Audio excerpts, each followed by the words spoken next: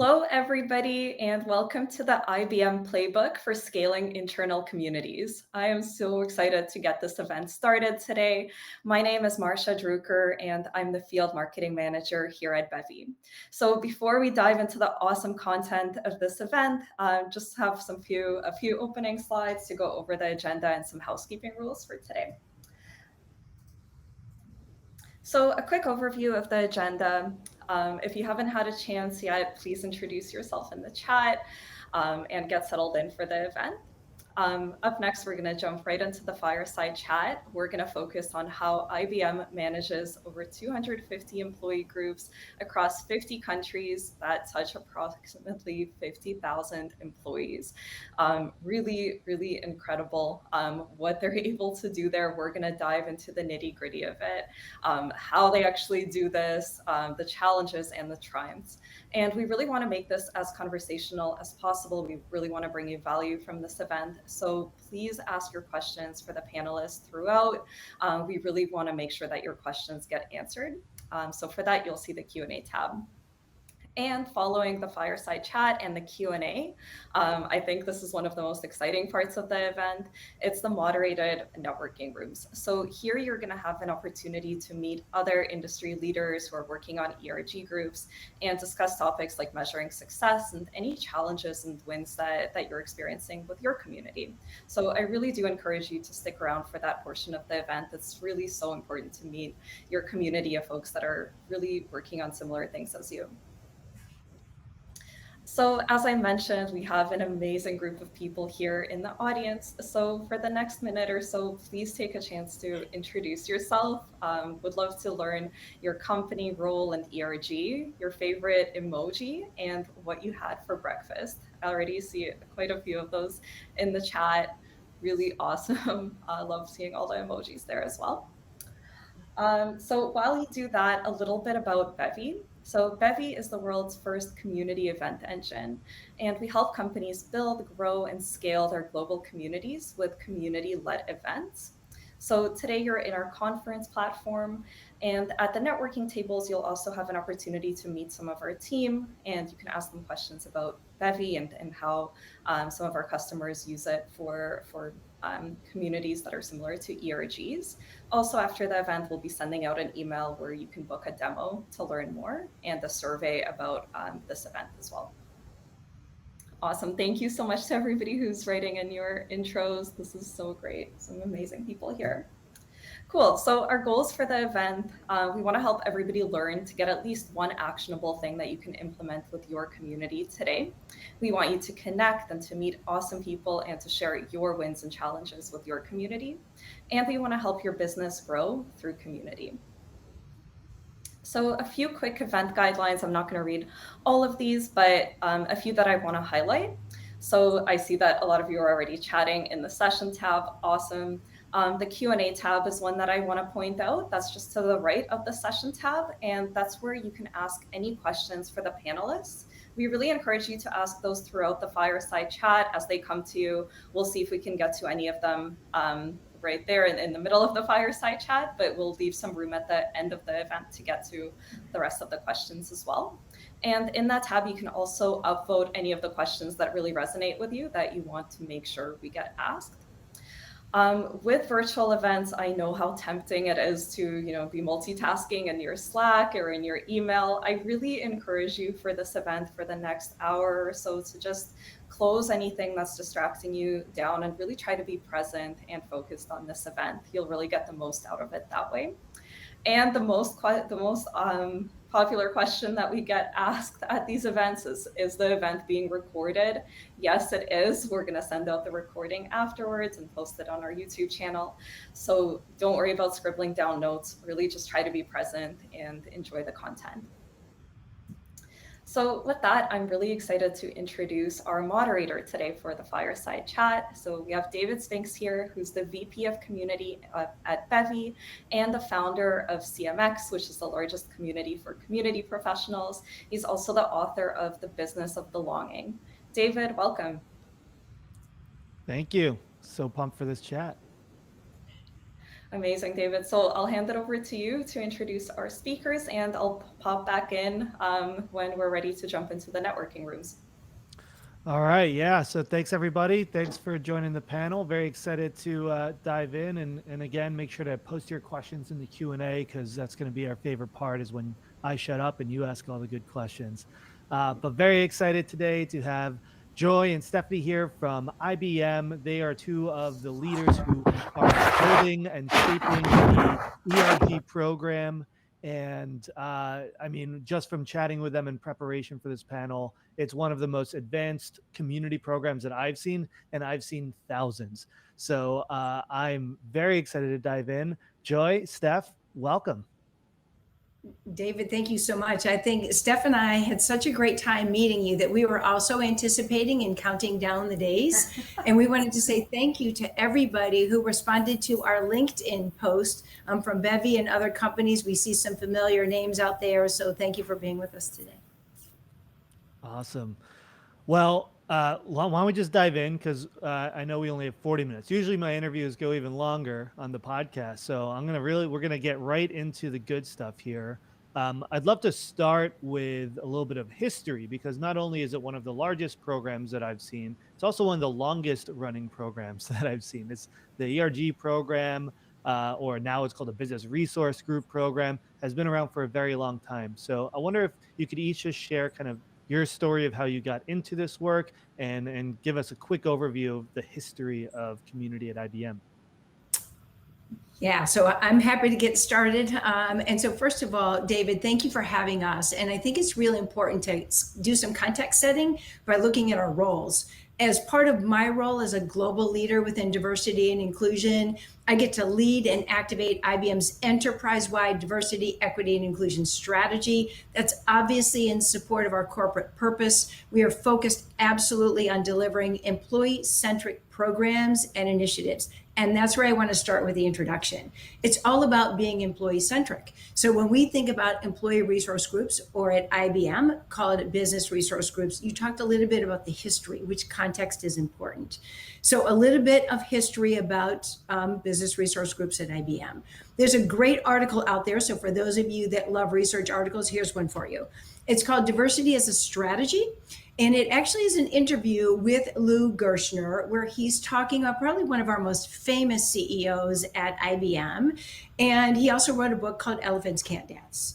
And what Lou Gerstner actually did was more than 25 years ago. So think about the context of where the United States was 25 years ago as it relates to what did work look like then. 25 years ago, he and the current Chief Diversity and Inclusion Officer had this idea, this novel idea. What if we brought communities of like-minded people together? So David, back to your point, I love creating a sense of belonging. Let's go to your book. So it was about creating communities of people who had common cause. Bringing people together 25 years ago and anything called common cause felt a little bit vulnerable, bold, and provocative, because think about where the United States was 25 years ago. Anything about organizing or unionization was scary. So think about the bold, provocative idea of saying, hey, let's form it on our own. Let's create communities of like-minded people to create these diverse, inclusive, equitable, purpose-driven workplaces together. So when you think about the duration of this, there is an evolution, but it started more than 2 decades ago. Love it. Steph, how did you get involved in this world? Well, I always consider myself in a very unique and fortunate position to have gone through the entire process and evolution of BRGs. You've seen my spouse actually share in the chat. We've been leading BRGs for quite a while. I started leading a BRG in 2015. Again, with the support and encouragement of my spouse, we both led our LGBT plus BRG. And at that time, it wasn't an easy process. And I can speak about my experience here in the Philippines because at that time, our BRG was structured very traditional. So we had a president, a vice president, a secretary, and so on and so forth. And what we noticed was that doesn't work for us simply because there wasn't a mechanism to opt in and out of the leadership team.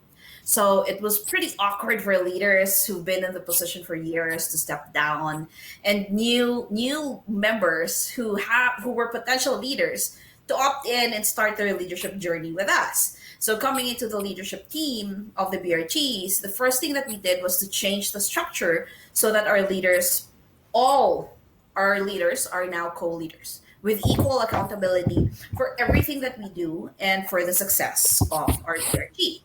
And we were successful enough for us to get a nomination from Out and Equal, which allowed for my spouse and I to represent the country and fly to the U.S. It was my first time at that time, to Disneyland in Orlando, which changed our lives.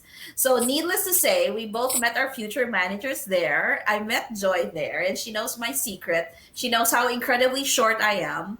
And then my spouse and I actually also took a side trip and got married in New York, which is a big deal because same-sex partnerships aren't recognized where we live. So now, all that aside, this entire experience and opportunity sparked action within me and my spouse.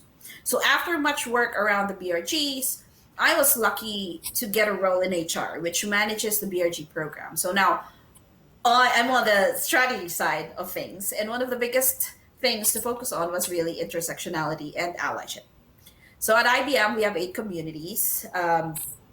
So intersectionality is inevitable. So we made a lot of changes in structure, in governance, so that planning would have been interconnected. We did that for a few years until now in a global role. I have more opportunity and influence to scale what we're successful. Now, I'm not saying that what we did was the only way to be successful. Sitting where I sit, I get to see what other BRGs are doing to be successful. So some BRGs have inclusion councils because the magnitude or numbers are not enough to create a BRG. Or maybe the location-wise, it makes sense to create one BRG for 3 locations that are very, very close to each other. So BRGs have the flexibility to create an environment that works for their context. As Joy mentioned, context is very important. So what we do from a strategy standpoint is provide the structure or the template that they can use to be successful. So we have an overarching D&I strategy. We have strategic priorities per community because each community has a different challenge than all the rest of the communities. We have general goals for BRGs that we strive for, which covers the entire life cycle of the employee. So we have application and funding processes in place. We have communication strategies, we have transformation strategies, and so much more, because the potential of the BRG program is something that can influence an organization's culture. Right. Awesome. So I think Disney World changed a lot of our lives, so we can all relate to you there.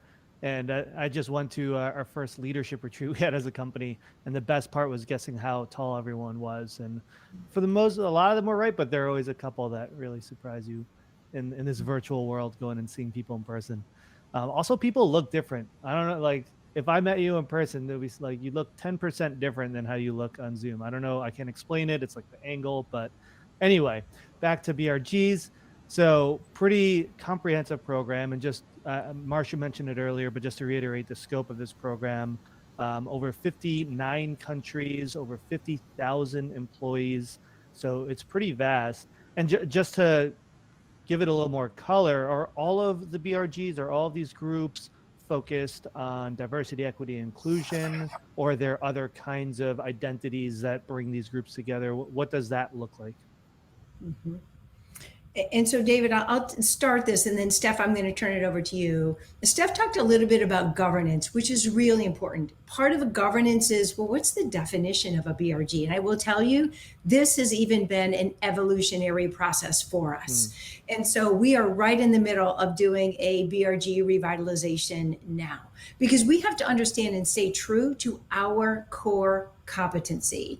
So right now we do have BRGs based on communities. And when we use the word communities instead of constituencies, because constituencies has become such a polarizing term, we call them communities at IBM. So we have 3 global communities. That would be our LGBT plus community, our women's community, and we call it people with diverse abilities community, which includes neurodiversity.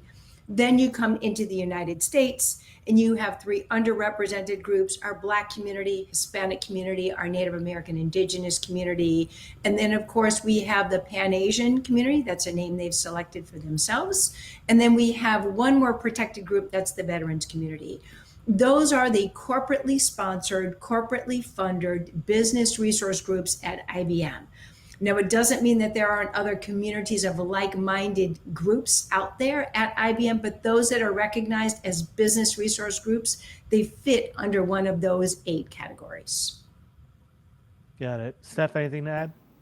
No, Joy pretty much mentioned everything, but I'd like to make the distinction of what a community is and what a BRG is. A community is exactly what Joy had mentioned, all of the 8 communities that are recognized at IBM. Now, by nature and by blood, you're probably part of a community. I'm part of the Asian community, but if I want to do something more, a BRG is the vehicle that I would use to be able to create more impact that's recognized and funded by the corporation. So, yeah. Got it. So the BRGs serve as kind of platforms for anybody within the company who wants to launch any sort of program or campaign for these different groups. They would work through the BRG to be able to run those programs. Yeah. And I think one thing, David, if you don't mind, I'm going to add on top of that. The great thing about business resource groups, and Steph talked a little bit about this before, when you think about diversity, equity, and inclusion at IBM, we report up through our Chief Diversity and Inclusion Officer. If you looked at the size of her total team, there's about 65 of us. Well, if you look at an organization that's global, that does business in 179 countries, we have 250,000 employees worldwide. 65 of us is not enough to cover diversity, equity, and inclusion globally. So we really have a strong dependency on these business resource groups. We really look at them as an extension of our diversity and inclusion mission and our strategy. So everything that they do, initiatives, programs, volunteerism, engagement, anywhere, like Steph said, around that life cycle, we need to make sure that they are aligned to our overarching mission, and they have one client that they serve. We all have one client that we serve. That's the IBM employee. That's why we exist. We need to create environments where these IBMers can feel safe, included, and valued, appreciated, and an environment where they can thrive. That's what we do. That's what drives us every day. Love it. Yeah, on one hand, I'm like, wow, 60 plus people on a community team sounds fantastic. But then when you realize that IBM's the size of a small country, you realize, maybe it can use more help. But it speaks to the value of taking this community-driven approach of empowering leaders within the organization to take the playbook that you can provide and run with it. And we're going to dive into that and how you kind of empower employees to build on top of the platform. Before we do that, I want to start with the most boring, but perhaps the most important question of why. Like, why does the business invest in this? And from a success standpoint, how do you as a team measure success? How do you define success? And can you point to ROI, right? That's the worst question, but it's the one that we all have to face in the world of community building. Are you able to track the ROI of this program? Yeah, I'm going to start with an example, and then I'm going to turn it over to Steph so we can talk a little bit about agile ways of working. Let me tell you, I think from a story perspective, why business resource groups matter for every company. And we can literally look back and reflect on the past 18 to 24 months. Let's think about the societal changes and impacts in our lives. Let's just go back to hashtag #MeToo, Press for Progress, Black Lives Matter, no ban, no wall, stop Asian hate, won't be erased, say our name. Pick anyone that you want. If we don't think that this is unprecedented times for things like compassion, kindness, justice, dignity, unity, these business resource groups enable all of that to happen. David, I'm going to go back to your book. Let's create a sense of belonging, because how do we define inclusion in our organizations? Well, here's one way. Do employees feel like there's a sense of belonging at work? That's number one. Number two, Do they feel as though the organization they're a part of not only embraces but celebrates what makes them unique and special? That's inclusion. The second part of that equation is really about organizational trust. So for those of you that are out there and you're thinking about, oh, I'm in sales or I'm in consulting or I'm in any kind of relationship management business, good luck with relationships that don't include trust. So these business resource groups enable us to create those trusting, compassionate environments where employees oftentimes will go to these business resource groups because there's a sense of belonging, camaraderie, companionship, and they also have the opportunity to do something good, something bigger than themselves. So creating a sense of community, organizing around a common cause, driving passion around something that they want to be a part of. I think these business resource groups are the number one way that we actually create inclusion, engagement, fairness, belonging. And before I turn to you, Steph, one thing, so you just had a really good definition of inclusion there around I think it was members of the community feel celebrated for who they are. Is that right? Right. That's correct. That's I really exactly. like that. Yeah, it's because it like takes it a step or two farther than do they just feel safe and welcome? Like that should be the table stakes. But to say like, do they feel celebrated feels like a whole nother level of thinking about how to bring inclusion into your business or your community. Yeah. And are those things, you mentioned inclusion and belonging in those definitions of those terms and how you look at them at IBM. Do you actually measure those things like through surveys? Do you have questions that specifically dive into whether or not members of the team feel those things and experience them? Yeah. For the data, I'm going to turn it over to Steph because I know she has it all because I asked her to help us track this. But there are two ways. Let's talk a little bit about, you mentioned this at the very beginning, new ways of working. I mean, if any of us think that engagement looks the exact same way that it did even 6 months ago, it's impossible. Our organizations don't look the same. How we even measured engagement doesn't look the same. There's this great author out there, and I literally was listening to a Gartner podcast yesterday. And literally what they said, when you think about engagement, think about three things: vigor, dedication, and absorption. And vigor was really about, it's characterized by, does the employee feel as though even in the face of adversity, they're going to exert extra effort? Then they started looking at absorption. When I come to work, do I love what I do? And do I get lost in what I'm doing? And then the last one was really around dedication. Things like enthusiasm, pride.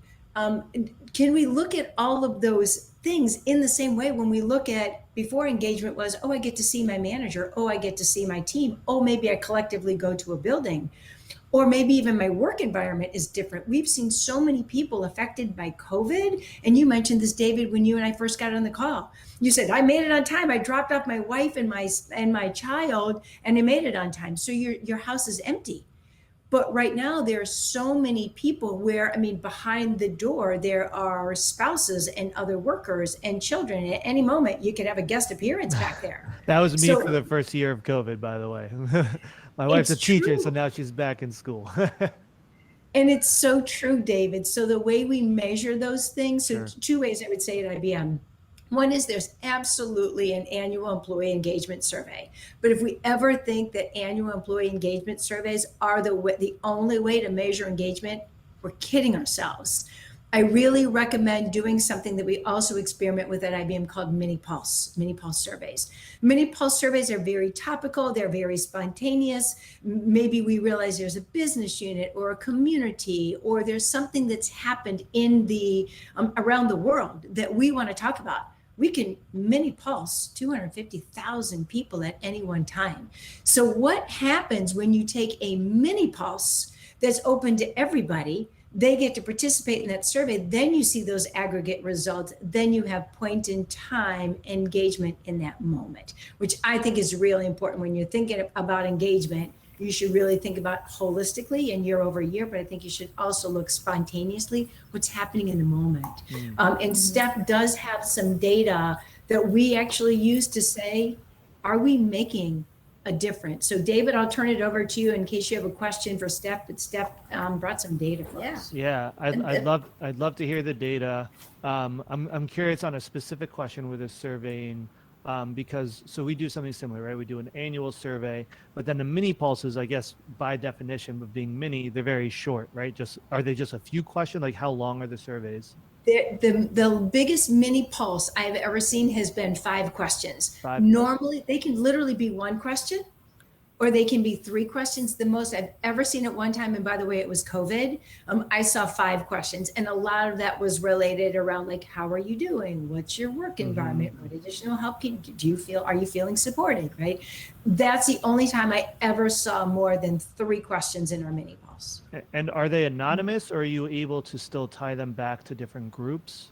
Yeah, they're completely anonymous. So so in our intranet site, mini pulses show up in the upper right hand corner. So when you log in, you can go, oh, there's a mini pulse today, right? And then you can choose. I can go right past that mini pulse and go, oh, you know what, that topic is not really relevant to me. I'm not going to click on that, right? Or maybe I look at it and I feel like it's really relevant, or I have an opinion.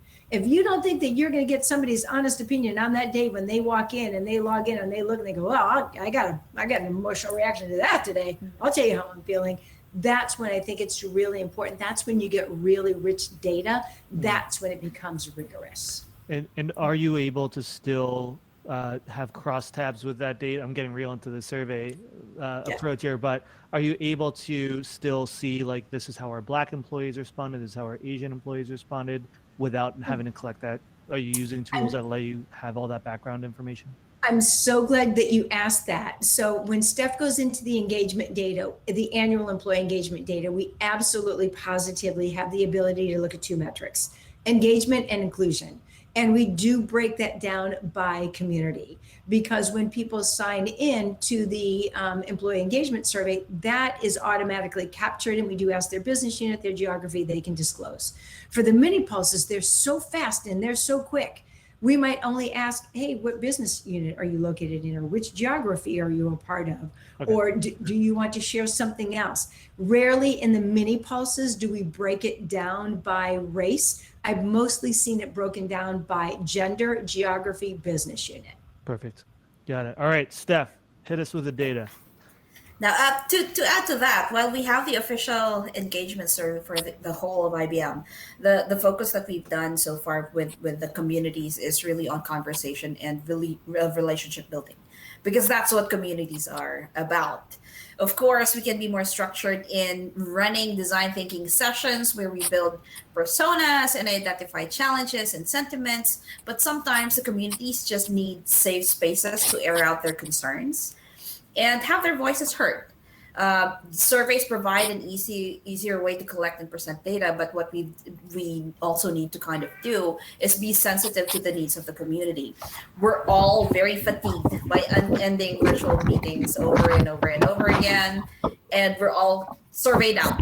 So we need to find unique and fun ways to capture sentiment, and sometimes it's simply just a conversation or a cooking event that we had, or a mindful laughter session.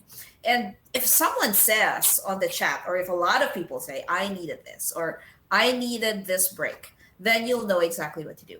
And I do love talking about this, and I do love this question, because numbers, as Joy knows, always makes me happy.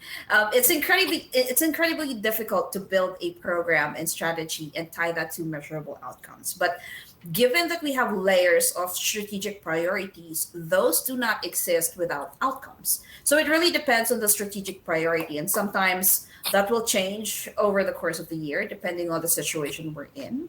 Like, for example, our CEO, Arvind Krishna, announced that we're removing facial recognition from our AI portfolio.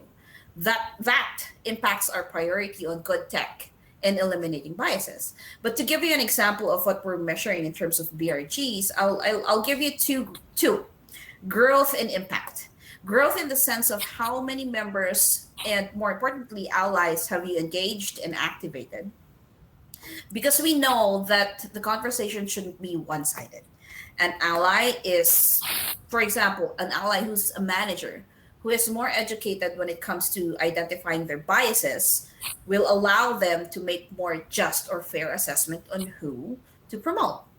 And impact by how many volunteer hours you've spent in IBM. We can convert those volunteer hours into grants that people can give to the charity of their choice. So it becomes a very direct measurement of societal impact. And all of these measurements influence much bigger goals like retention, attrition, engagement, and of course representation. And to geek out on the numbers, when it comes to engagement surveys, we are when we measure the BRG leaders as compared to the whole population of IBM, BRG leaders are 5 points higher when it comes to inclusion, and then BRG leaders are 3 points higher when it comes. They're 3 points more engaged than the entire population of IBM. Got it. And those are significant numbers for us, David, right? Because if we can translate somebody's commitment to the organization, let's go back to the things that we were talking about: vigor, absorption, dedication. If we know that those leaders and community members are more engaged, then we are even more enthusiastic about increasing our number of BRGs, increasing membership, and then also looking at our global reach of those communities. Because those are staggering statistics for us. Got it. Yeah. And when you're talking about a company with hundreds of thousands of employees, improving it by 3% is actually millions and millions of dollars in terms of employment retention costs and hiring costs and productivity. And we're talking about huge numbers there. Because that's the other side of the coin, right, David? Is the other side of the engagement coin is retention. So when we think about the Great Resignation and all of the great articles and all of the new research that's coming out, retention is just as important as engagement, because who are the people that are going to leave? Well, those that are not engaged, those that don't feel a sense of belonging, those that don't feel celebrated, those who don't trust their organization. Engagement's the leading indicator and retention's the lagging indicator, right? It's pretty fair to assume that employees who are highly unengaged are much more likely to seek out other opportunities or become TikTok influencers. Those are the options today. Okay. So moving from measurement and success, which that was awesome to hear, like y'all are super thorough in how you're surveying and how you're connecting it back to business metrics, which is really exciting. And if anyone has more questions on that, make sure to pop it in the Q&A and we'll dive in deeper in the Q&A section. Moving into more of the practical, the tactical playbook that you all run, I would love it if maybe Steph, you could kick us off and talk through how are these programs structured? Like, what are the roles that exist within the ERG programs or the BRG programs? What are the asks of these volunteers? How do they contribute? Like, when you look at your playbook for this whole program, what are the high level kind of categories of it? Yeah, for sure. And as Joy has mentioned, the BRG program has been in existence since 1995. So processes have been in place, but that's not to say that the processes don't change and become better. So we always try and find more efficient ways to manage the program. We recently created a single email address owned by the entire team, the D&I team, to monitor questions that are coming in. We have internal websites for each community so that people have a one-stop shop for information about the communities they serve. We have automated application and funding processes. We have strategies around cadence and how often BRGs should meet, plan, and what kinds of activities, programs, and policies they should be thinking about. While we have the playbook in place for BRGs to use as a framework, we also have, again, the overarching D&I strategies, the strategic priorities of the Leadership Council, and the BRG goals to guide the BRGs to the right direction and to align our missions. Because at this large scale, consistency and alignment plays a very important role so that we are all going in the same direction. And in terms of those strategic priorities, you can see different interplays that happen between the BRG. If you're thinking of the BRG as at the center of everything, they are supported by what you call a community D&I team. That's our team. So we are managing all of the communities as well as the BRG program. The communities each have a collaboration between with executive leadership councils that set the strategic priorities for each community, because as I mentioned, the priorities are very different. The challenges are very different per community. So we really need that. And again, that rolls up to the DNI strategy. So there are very specific structures in place that support the BRG program. And I'd also like to mention that we're also collaborating with different functions of the organization. So let's say you have local HR and local supports for procurement, legal, corporate health and safety, especially today with when we have a lot of challenges when it comes to mental well-being. That's super interesting. I wonder if we could even go through maybe like one specific BRG just to give everyone a very like clear reality view of what one of these looks like, from like executive sponsorship to what your team does to what like the volunteers do. Like, what does that look like for maybe one of those programs? I'm going to turn it over to Steph in just a second. But David, I did see something, a question in the chat I was scanning, and I thought it was important, and I think it's related to this. And this is, it goes to a BRG. The question was, and I lost it, so I was scrolling back and forth. Somebody asked a question about starting a BRG and then using that if there's a concern around discriminatory actions or practices or conversations. I'm sorry I lost it, but it was in there. So let me talk specifically, David, about an initiative that we did for our Black community and our Pan-Asian community. And this was wrapped around something we called Embrace Safe Conversations. This was very point in time, in the moment. How was our community feeling? And so literally what we did, that group of people that you were talking about, our senior vice presidents, were hosting what we called Embrace Safe Conversations around the world. Anyone in any part of the world who was feeling as though they needed their voice to be heard. It was one of those experiences that I wouldn't say it was a formal program or initiative. We never thought about it before, but we realized, how do we bring this conversation into the workplace? And so the Embrace Safe Conversations happened to be one of those experiences where we relied on the governance of our business resource groups. What were our executive sponsors? How did we mobilize? How did we organize? How did we bring people together? Who was going to host the conversations? How did we make sure that we created a sense of psychological safety in those discussions? And to Steph's point earlier, what about overall health and well-being? So making sure that we had professionals in those conversations, because people were talking about this is creating new trauma for them because they were reliving old experiences from maybe a younger age. And so we really, that is one program, one initiative, wasn't planned, but it absolutely leveraged what was happening in that moment. How did we worry about the health and well-being of our employees, and how do we create a space for them to talk and interact not only with managers, but our senior leaders. So that's one example of something spontaneously that we leveraged the governance. We brought the BRGs together. They helped host the conversations. We had leaders there. They knew the community. They were familiar with one another. So some of them were very local. They were very geographic. Maybe it was New York. Maybe it was Florida. Maybe it was Colorado. Maybe it was somewhere in the middle of the country, or maybe it was one that geographic boundary didn't matter.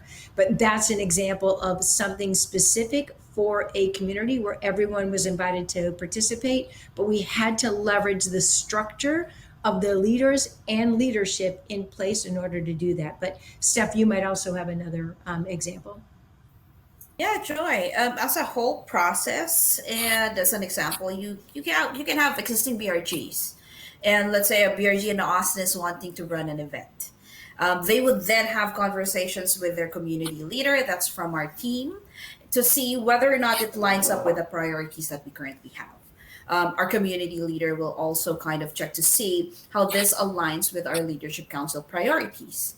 And if you see the alignments there and then start running the events, well now the BRG gets an approval or gets to apply for funding, and that all aligns because we all talk to each other. Now this is a different story if we're talking about a BRG outside of the US, because we also have an added layer of a market DNI leader. So again, BRGs are supported by different different D&I organizations, and it all needs to be interconnected, and they all need to talk together for any of the BRG initiatives to be successful.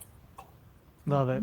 Awesome. Those are great examples. I appreciate you sharing it. And I've seen in the Q&A, there's some great questions already about specifically how are those volunteers compensated or rewarded, or what their motivations are. So I'm going to save those questions for the Q&A. And I'm going to move into my favorite part of the interview, the rapid fire question round. Since we have 2 of you here, I'm going to keep it to 3 very important rapid fire questions. All right. So I'm going to ask them in a normal speed, but you're going to answer them very quickly. Are you ready? Yep. Go for it. All right. All right. First question. If you could only eat one food for the rest of your life, what would that food be? Very important question. Oh, that's so easy for me. Pasta and meatballs. Always. It's a complete meal in a bowl. I love it. Steph? Mushroom omelet. Mushroom omelet for me. All right. Just eggs all day. The omelet, it gives you some You can flexibility because you can put anything in an omelet, right? You can never go wrong with eggs. So, Right. yeah. Love it. Okay. Next question. What's your go-to community engagement tactic or conversation starter? Steph, maybe you go first on this one. That would be the trip that my spouse and I had in the US, which really talks about, it eventually eases into the benefits of actually joining and leading BRG. So we like using that as an example for successful BRGs. Love it. I have to say something about Anthony's comment in the chat, like bada bing, like you betcha, Anthony. I loved it. There was Italian all around that, for sure. My favorite engagement go-to, I think that I'm going to say there's 2. One is if somebody is coming to me for help, my big engagement interaction with them is, how can I help you? If now I need help from somebody else, I learned something great from a mentor one time, and there's a difference between the word can and will. So if I need to ask somebody for help, I have a tendency to say, will you help me? That is my favorite engagement tactic. Notice that's different than can you help me? Can you help me? Sure, I can help you. But that's a big difference than will you help me? And it always gets a different reaction. I love that. The subtle change in wording Subtle. can So have all the subtle. difference in the world in getting people to engage with something. Yeah. Also, you can see why this program is so successful, because asking for one rapid fire answer, and Joy just made sure she had to squeeze in 2. So you ask for one thing, you're going to get 2 back from Joy, just so you know. All right. And our last question. If you could distill all of your experience as community builders, as community professionals, into one bite-sized piece of advice for other community professionals, what would that advice be? I'm going to keep it to 1, but Steph, do you want to go first? So I follow the rules. I got 1. Yes, sure, George. For me, this is always something that I tell people: you are not alone. People tend to fear leading BRGs and communities because it can entail a lot of work, a lot of effort, and a lot of time. But communities are exactly about support. So it comes to BRGs, when it comes to BRGs, I always dive head on, because I know that there are very wonderful people ready to help and support me. And if something doesn't work, we can always change it. We can always pivot. That's the beauty of being agile. And I'll steal my spouse's line here. I have perpetual consent to do that. When you're in doubt about anything that you'd like to do, ask yourself, what's the worst that can happen? And most of the time, you'll find that things can actually be very manageable. I love that.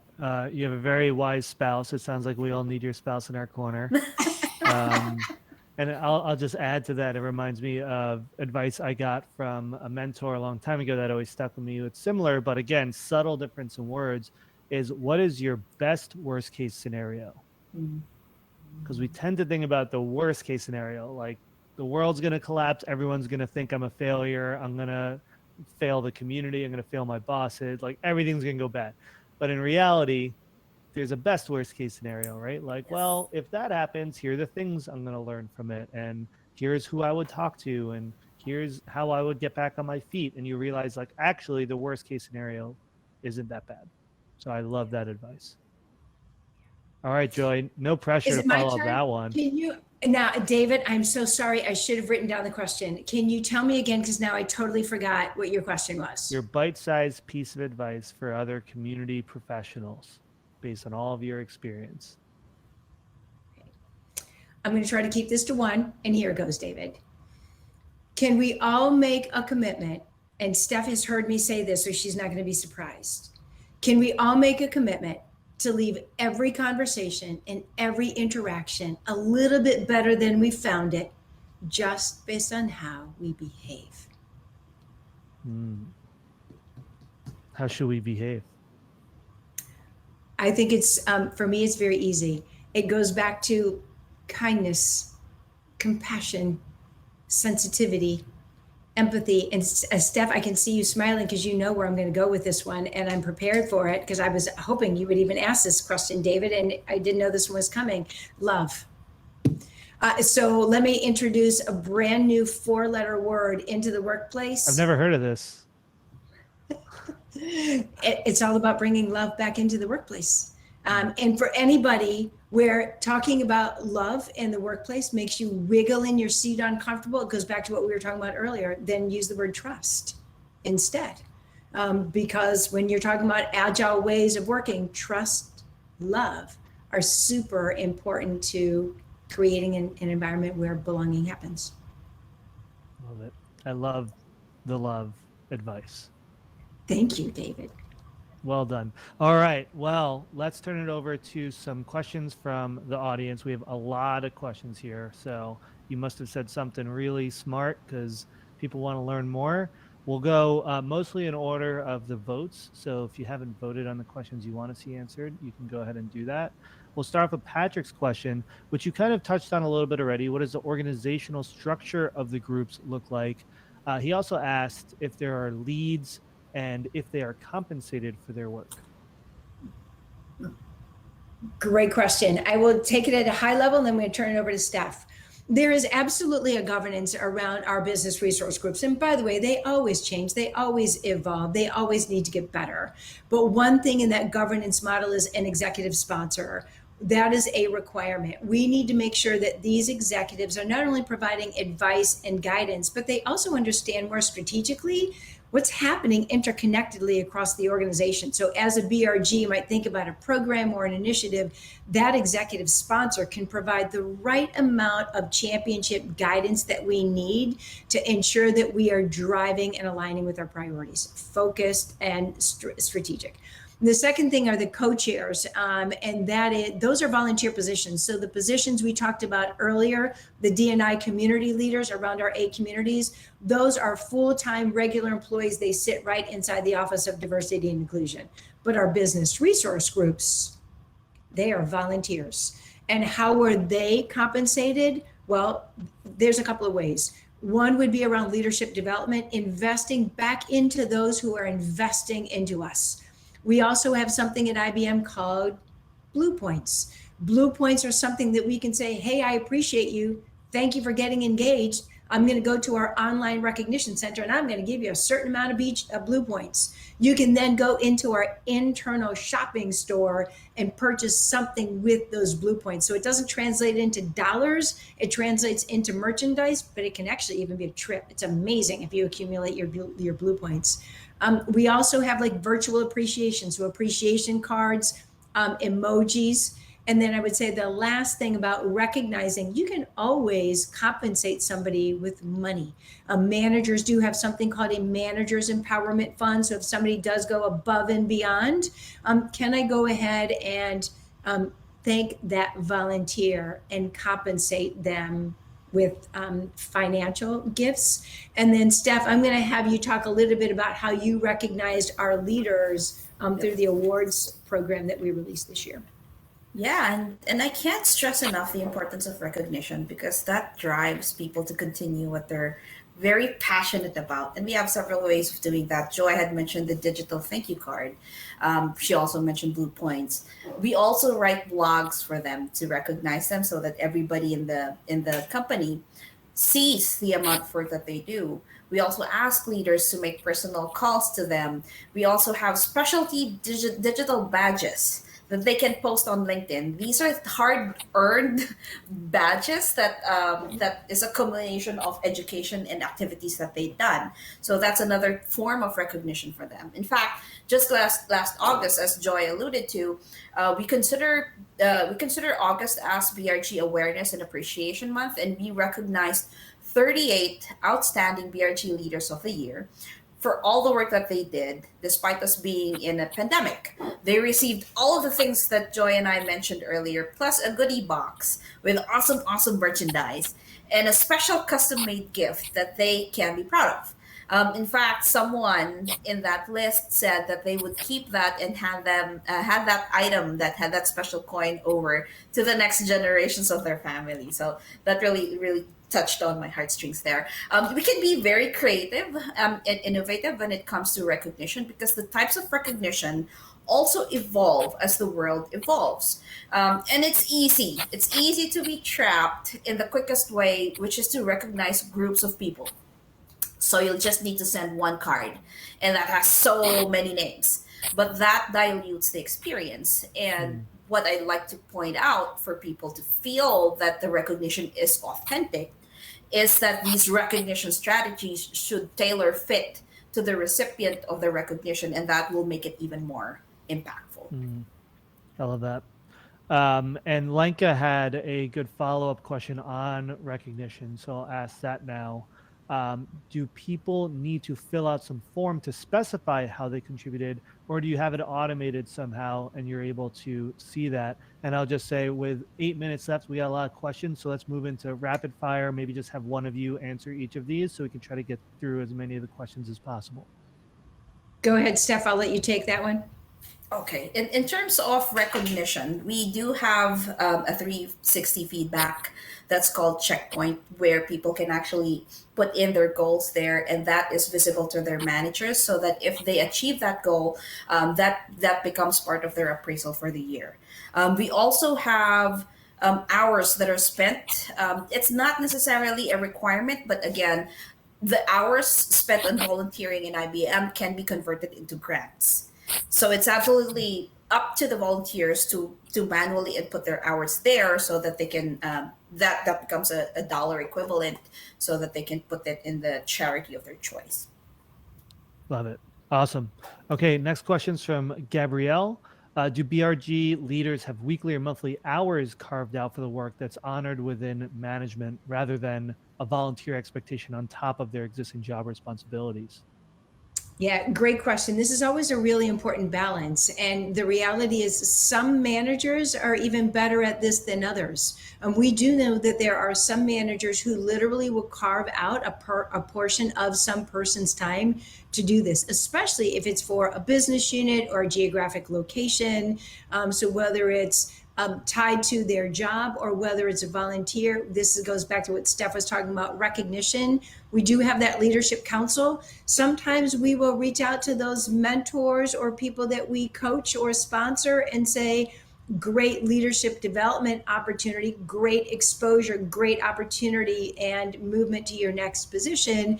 And sometimes we will reach out to those leaders and say, great opportunity for your individual to try on some new leadership skills and tactics in a safe place where it's not necessarily going to hurt their performance, but they get to do some sense making as they lead BRG activities. So some managers carve out the time. Sometimes we ask managers to carve out time for this person as a leadership development activity. And other times people just balance it as a work of passion. It's amazing what people do. Love it. Yep. Always a struggle in any internal community program. All right. Next question from Rubina. Is there a step-by-step playbook to help us launch an ERG? I don't know if we're going to be able to answer what the whole playbook is at rapid fire, but maybe if there's somewhere people can go to see kind of how you launch it, or if not, maybe we could do a follow-up and put that together for you. Steph, I'm going to let you take that because I saw the brilliance of what the team is creating around a virtual playbook. So I'll let you take that. So yes, we do have a playbook that we're actually writing, but I don't know if that's going to be available outside of IBM. So we'll see if, whether or not the content can be published. But what we do, my spouse and I actually go out to events to talk about how to engage and how to create AAA employee resource groups, and we have a process to do it. We do design thinking sessions, and please connect with me through LinkedIn and we can talk about it. All right, maybe you got a little back channel there. That sounds good. And David, you might have motivated or inspired us into action. So I can't remember who you said asked that question, but we have written white papers from time to time. And because this is something that we've been doing for over 25 years, we forget that there are organizations out there who can really think what we are doing is valuable and important. And yet it's something that I hate to say it, it's become habit for us. We know how to do it, but I love the idea of maybe writing a white paper, creating a structure or a framework, because we like to think of diversity and inclusion as being competitive agnostic, right? We all have bold, audacious goals to make the world a better place. And so as diversity, equity, and inclusion professionals, maybe it's incumbent upon us to give back, create it in a format, maybe in a white paper that says, hey, if this is something that you're thinking about doing, here's a general structure. And then that way it's not proprietary sitting on our website, but something that somebody can pick up and use and implement immediately. So that great suggestion, that might turn into a white paper. So stay tuned. I love it. Well, when it's published, we'll share it with the entire CMX and Bevy community for sure. All right, maybe we have time for one or two more. This one's from Shandi, a very important question, I think. When an organization is committed to DEI, there's still going to be a number of instances where you have to engage in difficult, uncomfortable conversations around discrimination, unconscious biases, or if employees act in a way that doesn't align with your DEI values. How do you start and how do you start those conversations, and how do you manage those conversations successfully? Wow, this is such a great question. And boy, we could take an entire podcast to talk about this. You have 90 seconds. 90 seconds. I think there are a couple of things. It's about trying to create a culture across the entire ecosystem where allyship, diversity, equity, and inclusion are a part of all of those processes. So even if you're trying to attract talent, hopefully you're demonstrating that you're a thought leader and people go, gosh, that's an organization where I can see myself. They get onboarded and maybe they have a sense of belonging, a sense of purpose. They know that what they are doing is contributing to a bigger mission. Okay, now I'm here. How do I grow my skills? How do I give back? How do I get promoted? And then let's even talk about somebody ending their career at your organization. Don't you want to make sure that throughout that life cycle, even if they choose to leave your organization for something better, that they go, I had a really good experience while I was there? Because here's something that we always forget, companies. Your reputation after people leave you is just as important as the reputation of when people join your organization. So we want to make sure that when people join the organization, they have also an equally good experience when they leave the organization and say, I'm going to take some things from that, because throughout my entire life cycle, I felt as though I was valued and included. So creating a culture of diversity, equity, inclusion, belonging, mattering throughout the life cycle. It's not just one and done. It's never an initiative. Love it. Well, I think that's probably about the amount of time we have. So I just want to close out and give you both an opportunity to share where can people go to continue to learn from you or follow your work online, and if you have any closing thoughts. Yeah, I would say there's one, it's going to go back to what I said earlier, and that obviously follow Steph and I on LinkedIn. I think that's one really great way to follow what we do. If we publish a blog, if we launch a white paper, it's probably going to be there. Same thing as our Be Equal website. So externally, the IBM website for diversity and inclusion is beequal.com. Go there, a lot of really great stuff. And then I'm going to close with a quote from Maya Angelou. And this is what my parting comment. One of her most famous bodies of work is when she used the quote that said, "People will forget what you said and people will forget what you did, but people will never forget how you made them feel." So it goes back to my comment earlier. Will you make a commitment to leave every conversation a little bit better than you found it based on how you behave? I couldn't top that, so I'll let Joy finish with that. I can't top it either. So, Oh gosh. Yeah. one of the most comprehensive and impressive programs in the community world that I've seen. I know we could talk for hours and keep diving deeper and deeper and deeper into the details and exactly how you run the surveys. I have more questions, but I'm holding back. But thank you so much for sharing your wisdom and your time. And I hope, and I'm sure it's not the last time that we'll be all learning a great deal from you. David, I was going to ask, when's our next invitation? And we're coming back to Bevy, right, Steph? I mean, this was Yeah, absolutely. Love it. Well, I'll let Marcia answer that question and take it away as we move into the networking rooms. Absolutely. Thank you so much to both of you for participating. That was incredible. We're always looking for new speakers. This is a continuing series, so I'd love to have both of you back at some point. And also anybody that's here in the audience that's watching that maybe wants to take the stage and share their community strategies, we'd love to have you as well. And you'll see in the survey that I'll send after the event, there's a spot for that. So if you are interested in being a speaker, please let us know or contact me directly if that's easier as well. So again, huge thank you to David for the amazing interview and to both of you for sharing your incredible community strategy.